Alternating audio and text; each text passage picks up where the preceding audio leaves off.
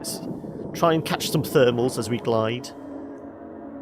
Obviously, very little in the way of HUD as well. Obviously, we've had the kind of prompts for, you know, button controls and that, but there's nothing about energy levels. There's nothing about health or anything like that.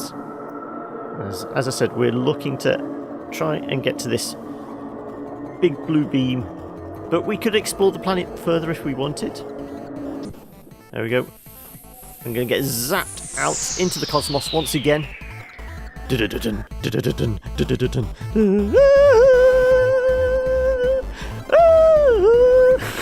not quite.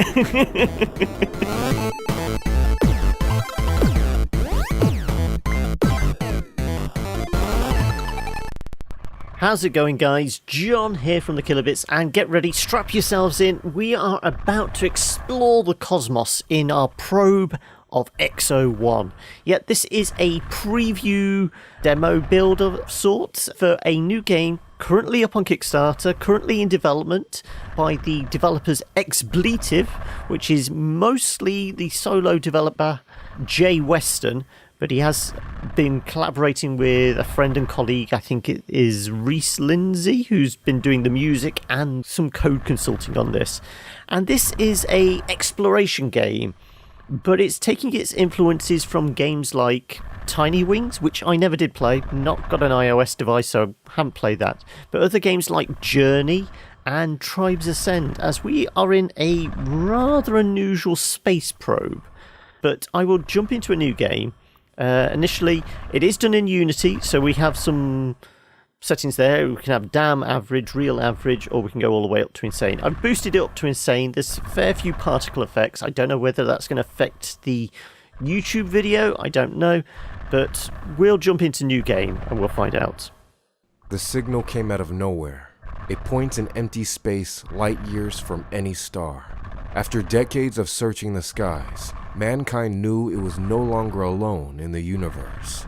We called them the Senders. Their transmission contained plans for a spherical exoplanetary probe. We named it Exo One. So there you go. The game does have this kind of story woven through it. The Exo One mission has fascinated historians for generations. What was its purpose? Who were the Senders? And why did they give us this technology? All we know for certain is that the pilot of humanity's first manned exoplanetary probe never returned. So there we go. We are the probe pilot, and we're in a big round room, and we are in this sphere. This is Exo One, and I'm going to cut the wire. Press it. There we go. Now the idea behind this, as I say, it's all done in Unity. It's all kind of momentum based. And as we can see here, press and hold A to increase gravity. And as you can see, we're just rolling around this room. It's kind of like we're just a giant marble. And the idea is we've got to pick up speed. So obviously if we're on a down slope, we can pick up speed by pressing the gravity button. And let's just whee! And things get a little weird as we kind of build up speed. Test speed achieved. We have a spiking energy reading. Emergency shutdown procedures, kill power. That's it. After the wormhole closed, the pilot was never seen again. Yep, we've been thrown through a 2001 style wormhole. Idea of the workings of wormholes. Science fiction usually depicted them as instantaneous doorways. However, what our unwilling pilot found was exactly the opposite. This first trip lasted days, and unfortunately, the worst was yet to come. So shot through a wormhole to the other side of the galaxy. No, it's not Farscape. Despite extensive testing of communications prior to launch, all contact with Exo One was lost. The pilot was completely cut off. Back home, Mission Control was baffled by the unexpected departure. And here we are. Even worse, the Senders were nowhere to be found. There was no welcoming committee, no landing pad, or any signs of life. First contact, as far as we know, was never made.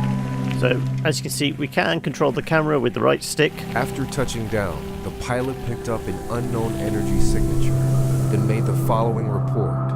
Anomaly spotted, a blue beam of light originating on the horizon, projecting into the upper atmosphere. Unclear whether man-made or natural in origin.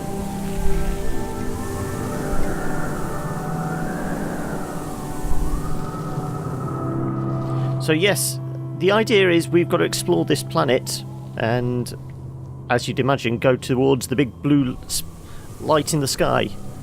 That is our way off the planet, as it were. So we can pick up speed by pressing the A button to go down hills. And as I said, it's all kind of very momentum based. We can occasionally glide if I hit the left bumper. Hasn't told us how to do that yet, but I played through this. As I say, it's one of those. It's a relatively short demo, or as long as you want it to be, because all these planets are procedurally generated. So the game is currently up on Kickstarter, and it's looking for 35,000 Australian dollars. It's actually Australian developer, and there we go. Energy levels at 10%. We can jump using 50% of our energy.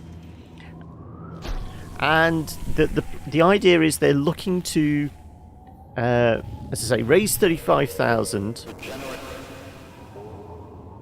We'll go towards this probe. So there's stuff to explore. I mean, there's no real rules as to what you do and how you do it.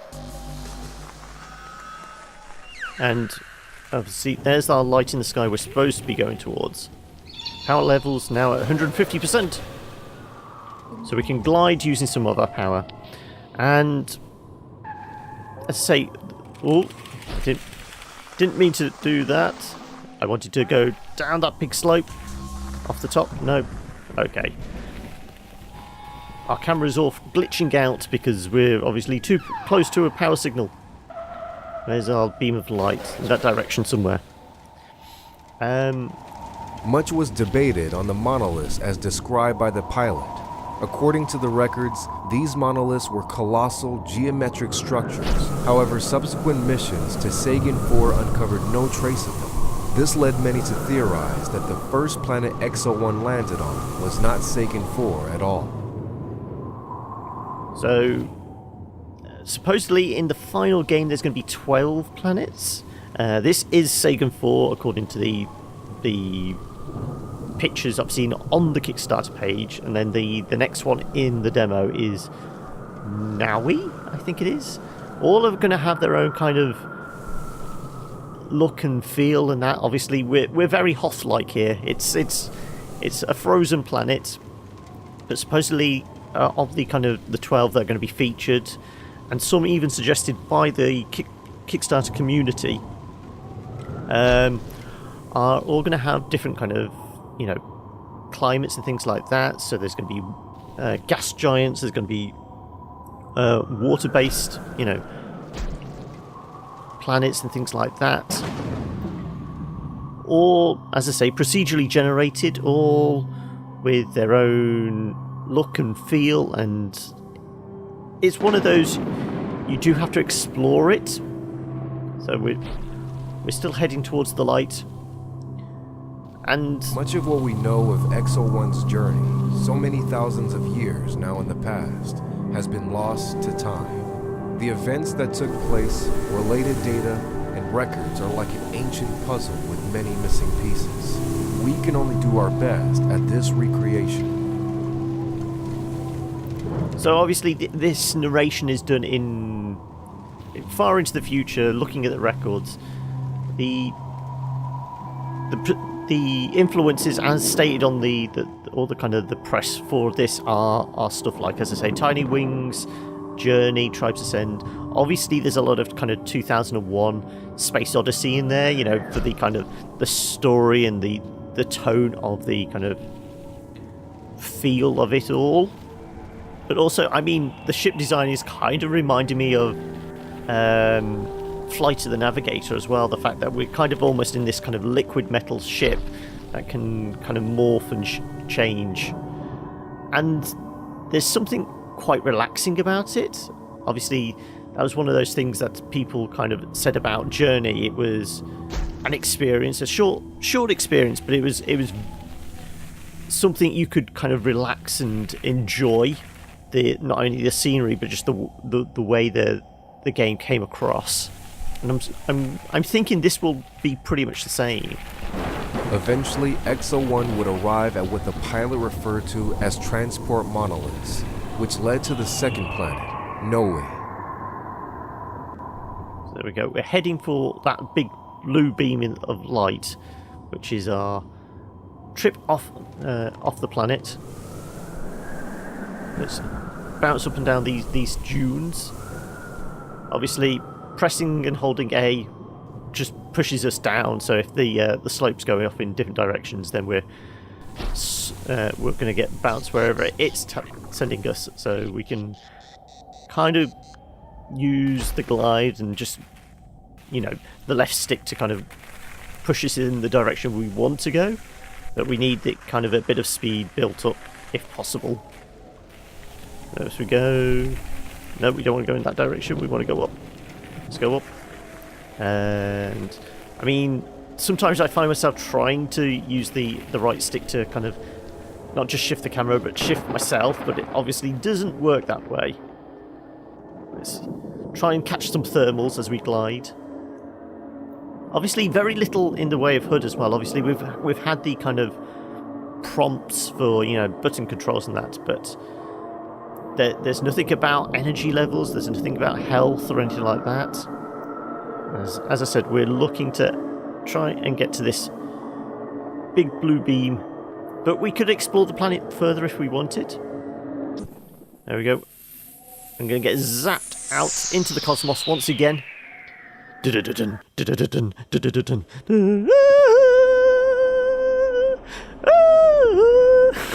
not quite.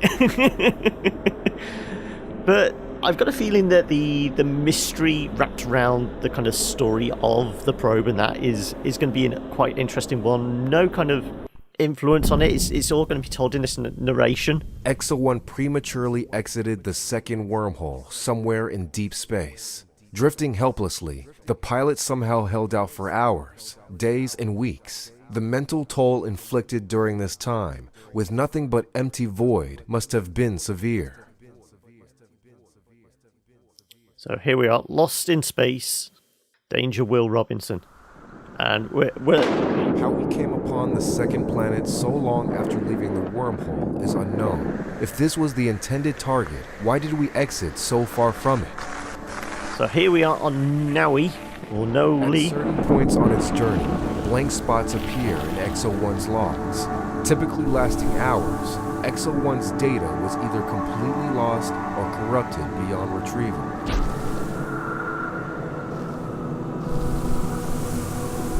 So obviously we're going to discover that more blue blob things that are corrupting our files. So yeah, as I said, the story's intriguing me. The gameplay, as limited as it is just kind of rolling around in this giant marble. It's quite relaxing. There is a degree of skill of trying to build up enough momentum so we can kind of glide, catch a few thermals, and that beam of light is a long way away. I know this because, as I said, I've played this one, but there is no right or wrong way to actually play the game. I mean, Jay in all the press and that has made a point of saying that this is an exploration game. You can go and do whatever you want. The planet is procedurally generated, so presumably we could loop around the entire planet, the wrong direction. We could go the wrong way round, but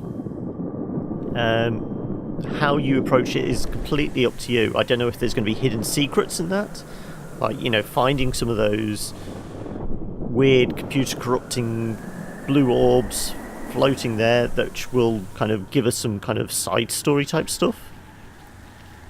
Whether we're going to get any different kind of narration and that. So let's see if we can float towards this one. See if it does anything different. It's a beacon. Can we fly directly through it? Yes, we did. Error corruption. Oh, and we're stuck. Way to go. As I said, this is just a kind of Kickstarter demo preview build type thing, so it's not going to be completely perfect. I've already mentioned it is done in Unity, and I'm pretty impressed with how it looks in that. As I said, the simpleness of the kind of the gameplay, given to the fact that this is an exploration game, so we are going to be looking at these kind of procedurally generated terrains and that. It's just going to be something interesting. It's something a little different, and as I say, that blue beam of light is a long way away. And I know we just need to speed across these sand flats or salt flats or whatever they are, and hopefully it's one to put on your radar. Yes, we're going towards your. Obviously, I'm guessing from this that the majority of the game is once you've got past this section, is essentially like a tutorial that we can explore the rest of the game in essentially first person.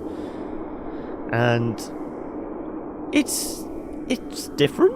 As I said, it's something unusual. I'm kind of liking the kind of chilled out vibe to it. The music is appropriately ambient. Well, we can glide. You can just about see that the icon on the screen changes as we do that. There we go. We can float above the clouds, and all our power's going, gone. Come crashing down again. Try and build up our momentum. We've got to get up above that ridge. And whee! So like I said, it's a long way away, but we're getting closer now, and this pretty much wraps up where this preview build is at. Whether they're going to expand these first two worlds anymore for the final game, I don't know. Obviously, the plan is that the game will have 12 planets to explore, and the story will be slowly revealed in with the narration across those 12 planets. But considering you can do these first couple within 15-20 minutes, whatever it is, it means the game isn't going to be massively long unless they kind of extend it, give you kind of the opportunity to go find those orbs that corrupt your data files, which may give you side story type stuff. I don't know, but it's going to be one of those that is worth experiencing. But if you're like a hardcore gamer that you never touch walking sims or exploration games or anything like that, probably this may not be one for you, but it's certainly something worth checking out if you like something that's a little bit different, a little bit odd. Here we go. We're entering the last doorway, and there we go. Fired off into the cosmos once again. So there we go. Preview build complete. So once again, this has been Exo One. If you want to find out more information, as always, I will leave a link in the description below so you can find out more information. Once again, this is up on Kickstarter. I think it's got like 25 more days to go, and they're looking for like 35,000 Australian dollars. But if you enjoyed this kind of quick first impressions of the game, hit that like button. Let us know in the comments below what you thought. And if you want to get in touch, obviously the comments are a great place, or you can reach us on any of our socials over at the Kilobits. Alright, until next time guys, bye!